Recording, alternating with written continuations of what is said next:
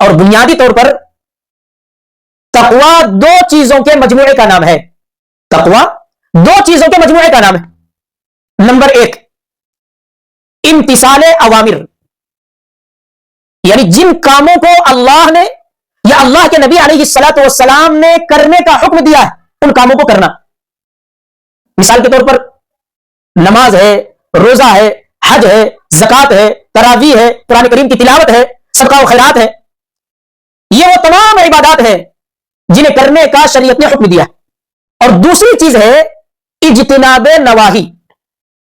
اجتناب نواہی کا مطلب یہ ہے کہ جن چیزوں سے اللہ نے بچنے کا حکم دیا ہے یا اللہ کے نبی صلی اللہ علیہ وسلم نے جن چیزوں سے منع کیا ہے ان تمام چیزوں سے اپنے آپ کو بچانا، ان تمام چیزوں سے رک جانا. جیسے جھوٹ ہے، غیبت ہے، چغلی ہے، گالم گلوچ ہے، لڑائی جھگڑا ہے، اور بھی دوسرے ناجائز اور حرام کام ہے. تو تقوی بنیادی طور پر دو چیزوں کے مجموعے کا نام ہے. اجتناب نواہی، تمام گناہوں سے، حرام کاموں سے اپنے آپ کو بچانا.